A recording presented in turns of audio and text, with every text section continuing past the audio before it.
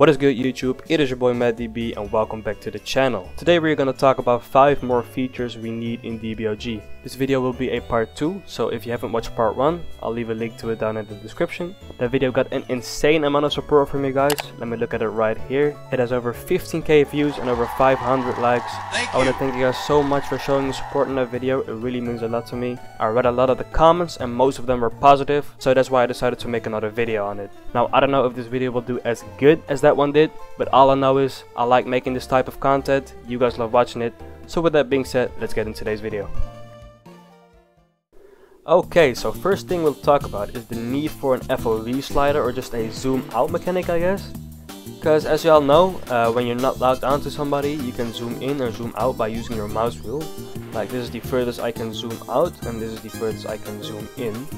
But this all changes when I lock onto this guy, and when you lock onto somebody, when you use your mouse wheel right now, I can't zoom in or zoom out at all. Like it's just stuck at this level. Why they made it like this, I really don't know. Like it's just really annoying in my opinion.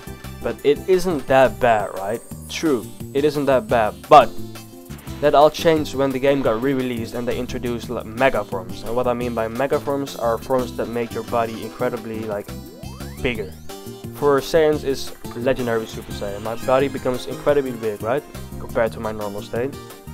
When I lock onto this guy right now, my character like takes up 20%, like even more, like a good 30% on my screen or something. That's really annoying in my opinion. It's really annoying, but it's still playable, right? It's annoying in my opinion, like your character is really in your face, but it's still playable. But when I turn my aura on, like I do now, it just becomes unplayable. I can't see a damn thing with my aura on when I'm in this state, man. My body is just too big, my aura is too big. My camera is too zoomed in on my character. It's so annoying. I can't do shit when I'm in this state with my aura on. And this all could be easily fixed if you just you move your camera a little bit more to the back. You know what I mean? Like a little bit more FOV. Because let's compare it to my regular state. Yeah, regular state. I can zoom in and zoom out, but whatever. I can still see I still have a clear view of my enemy. And now my legendary Super Saiyan state. Like bro, literally my aura is just messing with my view. It's so annoying and it should be fixed in my opinion. But let me know what you guys think about that down in the comments. Okay, and for the next suggestion I want to talk about stances. I'll get straight to the point. I want it so that we can customize a stance for each transformation. And what I mean by that is really simple. Let's use Xenoverse 2 as an example. In that game, when you are in base Super Saiyan 1 and Super Saiyan 2, you have this basic stance. But when you turn Super Saiyan 3, you get this custom stance. Like Super Saiyan 3 has a custom stance for itself. And the stance looks more powerful, it looks more menacing, it looks more confident. It just gives more character to the transformation, and I kinda wanna recreate that in Dbog. And it's just really simple. Like we have enough stances in the game already, just let us pick a stance for each transformation. Like let's say I want to have this one as my base stance, and this one as my Super Saiyan stance, and this one as my Super Saiyan 2 stance, and this one as my Super Saiyan 3 stance. Like, just make it like that. It's a really simple idea, but I think it adds so much to the game, like so much more uniqueness to the transformation.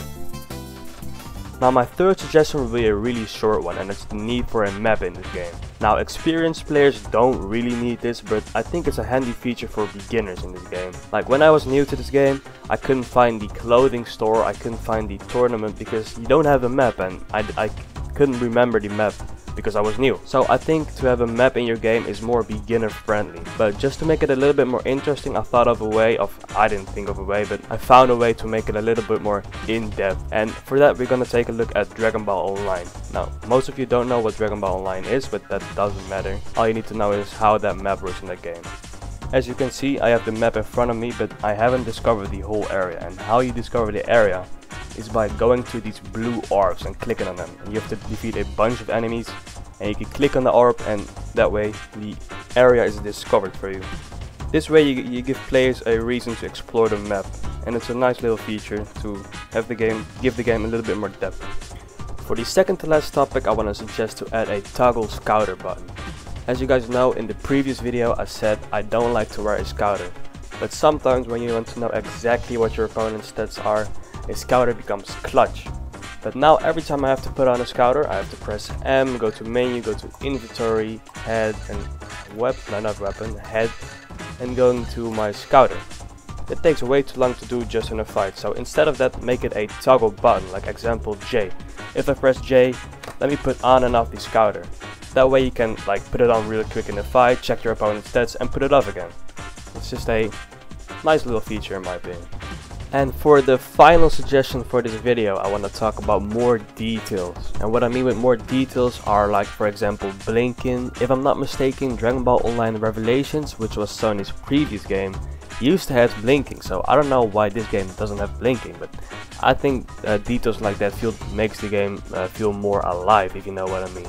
But more examples for nice details are damage, like battle damage. Your character gets bleedy when he's low HP, clothing damage, maybe voice. Now, I don't know if they want to add voices, because that could be copyright. The Dragon Ball Nexus has voices right now, but I don't know if that's copyright or not. Also talking about Dragon Ball Nexus, they have nice hair physics, which I thought was impossible for a Roblox game. But they made that shit look really cool, so who knows, maybe Dbog gets hair physics in the future. In my opinion, that looks really cool.